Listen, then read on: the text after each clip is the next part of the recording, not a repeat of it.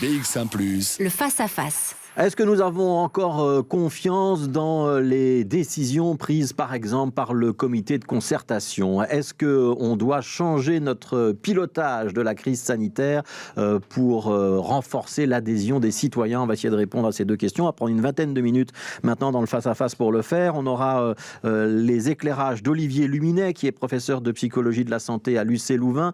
Il est également membre du groupe d'experts psychologie et Corona et il réalise à l'UC Louvain un baromètre régulier sur notre adhésion aux mesures. On aura l'avis de Bruno Humbeck, qui est psychopédagogue à l'Université de Mons, et de François Perle, qui est le directeur du pôle social et citoyen de Solidaris. On disait autrefois la mutualité socialiste. On leur donne la parole dans un instant.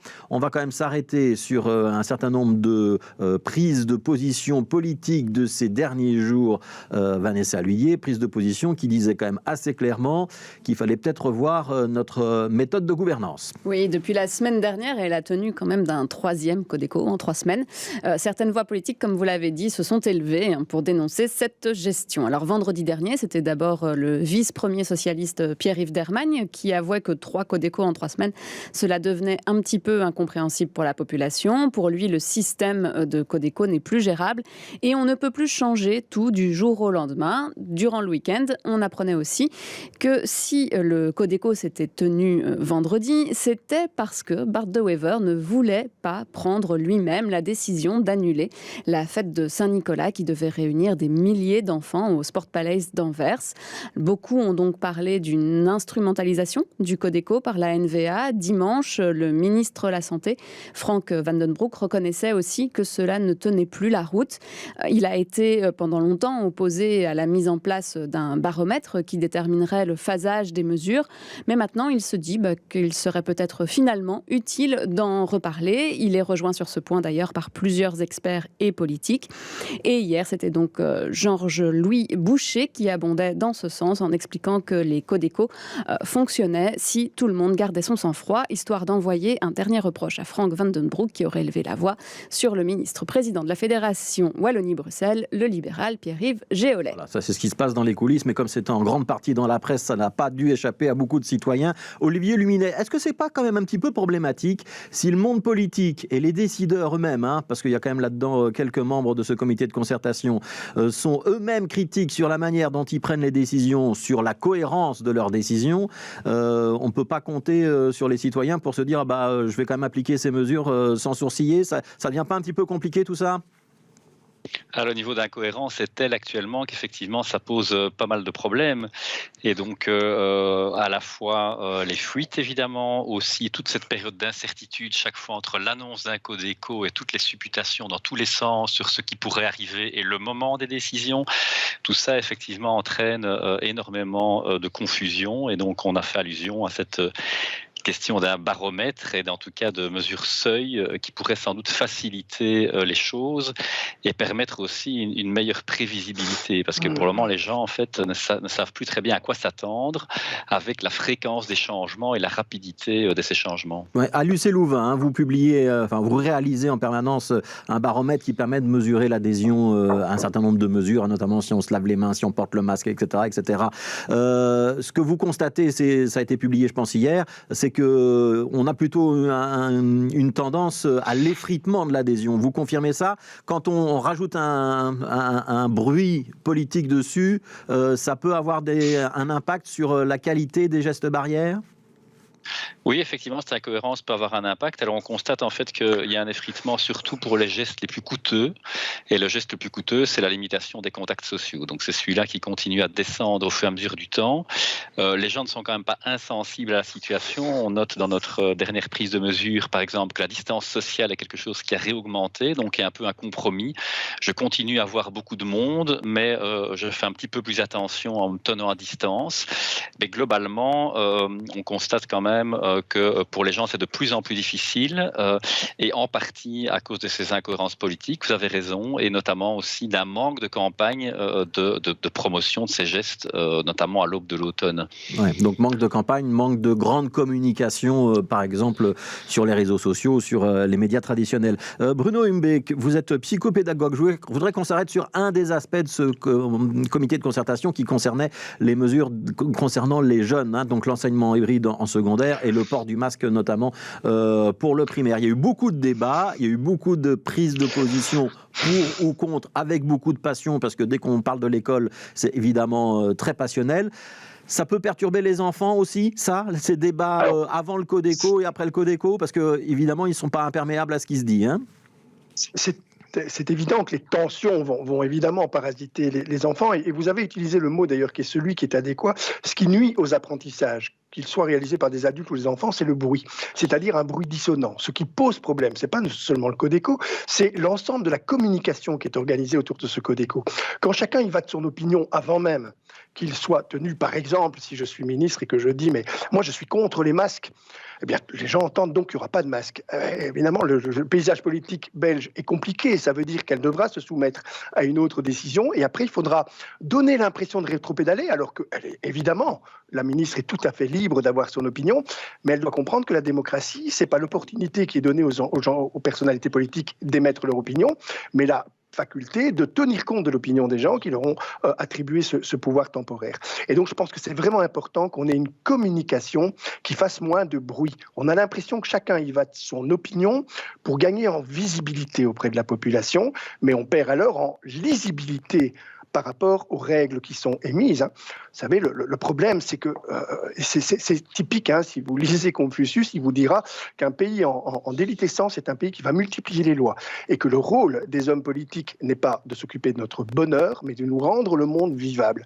C'est là qu'on a vraiment un souci à partir du moment où on n'a pas une parole unique qui tend à essayer de nous rendre ce monde vivable. Ouais, Bruno Humbeck, donc vous faites référence évidemment à Caroline Désir et à tout ce débat sur le port du masque. Maintenant, ce débat, il ne date pas de la semaine dernière. Exactement, vous avez raison. Il est là depuis plusieurs mois et on a des experts qui se sont exprimés en sens divers, mais beaucoup d'experts qui ont dit oui, il faut le masque, et puis des pédagogues qui disaient non, il ne faut pas le masque. On doit interdire au monde politique d'intervenir et on doit laisser la communication aux seuls experts, ou la recommandation que vous venez d'énoncer, elle s'adresse aussi aux experts?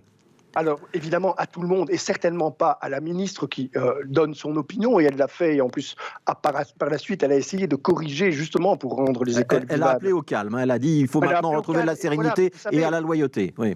Le vrai problème de la parole humaine, c'est que la parole qui excite, elle se réalise beaucoup plus facilement que celle qui apaise. La parole qui excite, c'est un flux verbal que vous ne maîtrisez pas.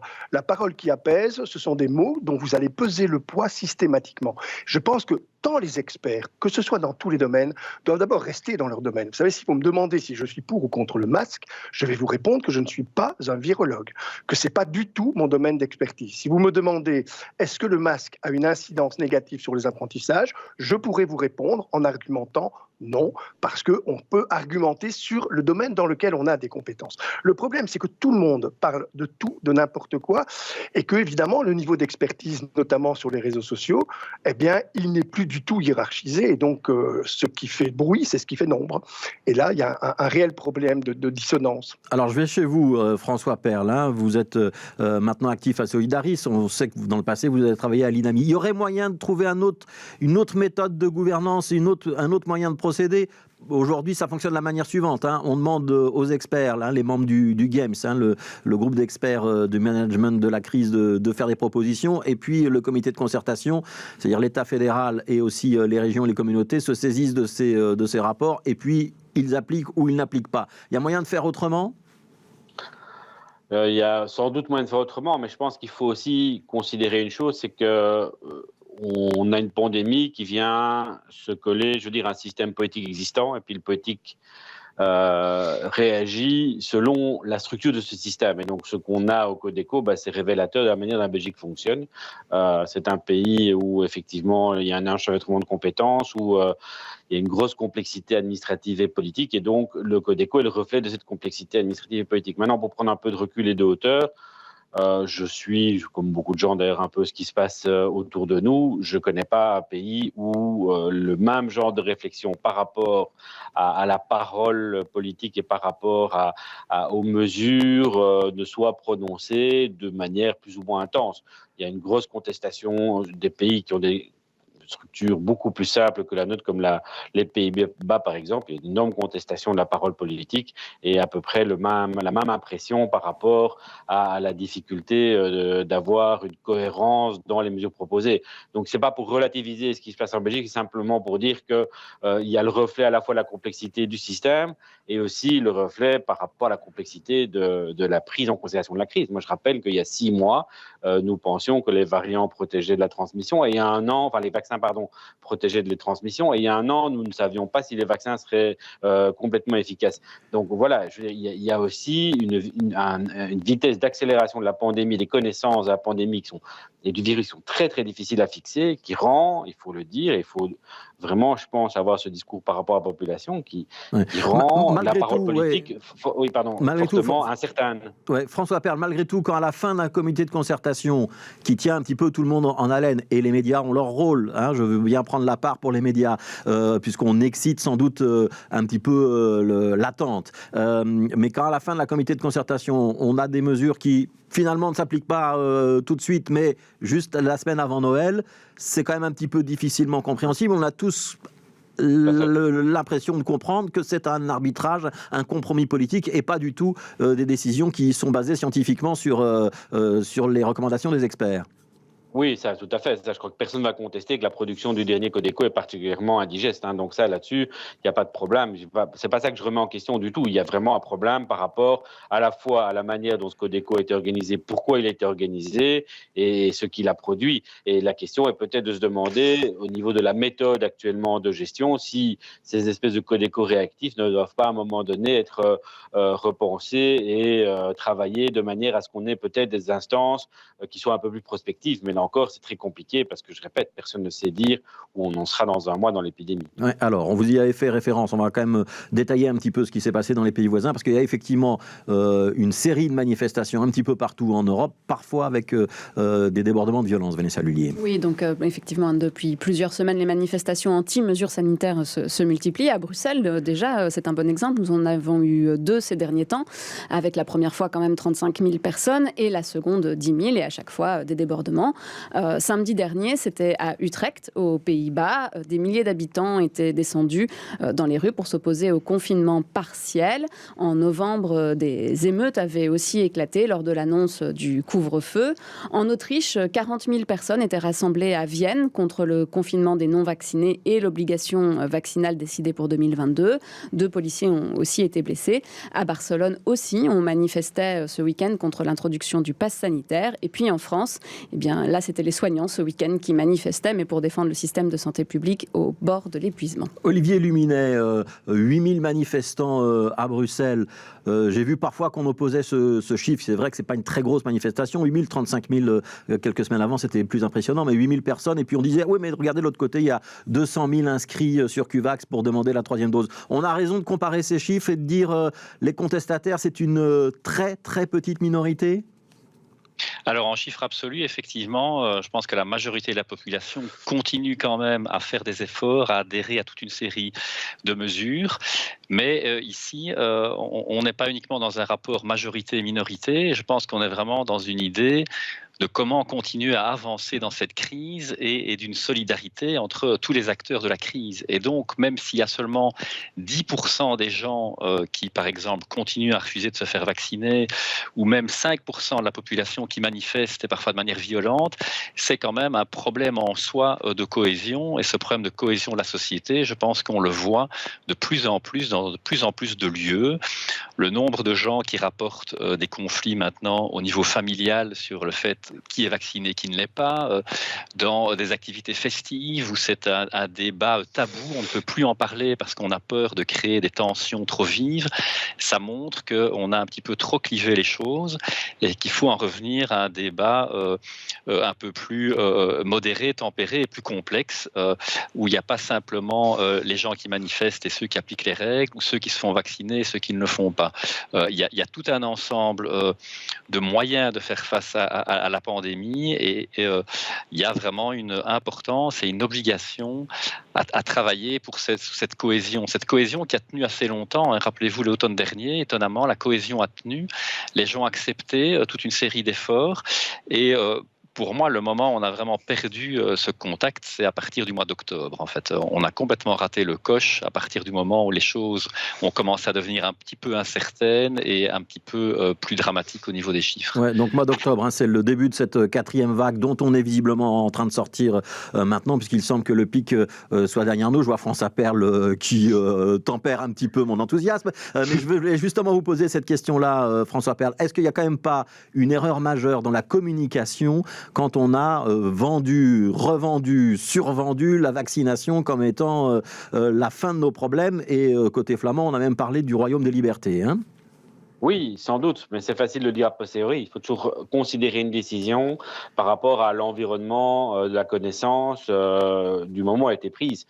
Je répète, en mai, on avait des études, alors ça remonte peut-être déjà loin, mais en mai, on a des études qui montraient que le vaccin était efficace à quasiment 90% contre les transmissions. Et donc, je pense que ça a très fortement influencé toutes les prises de décision et les messages politiques qui ont été donnés depuis. Et effectivement, quelques mois après, on s'est rendu compte que la science invalidait ça. Donc oui, c'est des erreurs de communication, mais qu'il faut toujours, à mon avis, remettre dans leur contexte. Et de nouveau, même chose, je vous entends dire, tiens, on est en train de redescendre et on a atteint le pic. Effectivement, c'est tout à fait vrai sur le plan statistique. Maintenant, il faut aussi considérer, je dis ainsi, sur le fait que la question d'hospitalisation, c'est pas seulement un flux entrant, c'est aussi un stock. Et que ce stock d'hospitalisation, il reste très, très important par rapport au fonctionnement général du système. Donc, je crois qu'il faut vraiment toujours être très prudent et très nuancé dans toutes les communications. Et effectivement, sur la vaccination, je pense qu'on peut dire que certains politiques ne l'ont pas été assez. Ouais. Petit exercice d'imagination, François Perle. Qu'est-ce que vous pourriez imaginer comme système qui serait plus cohérent, plus efficace dans la décision et moins contestable pour le citoyen? On efface le comité de concertation. On est dans une démocratie. Ça ne peut pas donc être les experts qui prennent la décision finale. Elle doit revenir au monde politique. Comment est-ce qu'on organise ça?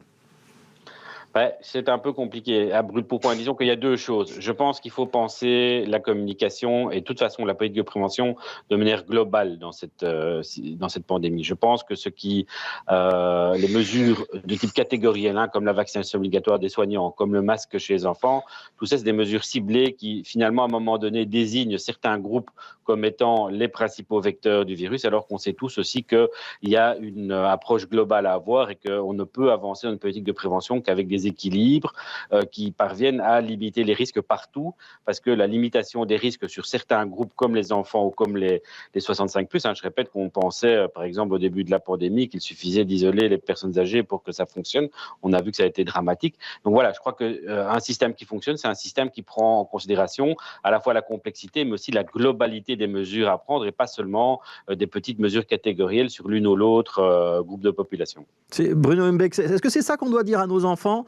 On vous demande un effort, porter le masque ou à ne plus aller en classe pendant quelques semaines, mais c'est parce que vous devez participer à l'effort global, c'est ça la pédagogie qu'on doit avoir? Alors, surtout une pédagogie qui dit ça va être temporaire, mais peut-être saisonnier. C'est ça, en fait, le problème qui se pose depuis le début. On n'est pas dans une gestion, on n'est plus dans une gestion conjoncturelle, mais dans quelque chose de structurel qui va toucher nos manières de vivre. Quand on dit à des enfants ou à des parents, on va remettre des masques, ça ne veut pas dire qu'on va les masquer pour toujours. On va les masquer temporairement pendant des petites périodes, et ça, c'est beaucoup mieux vivable.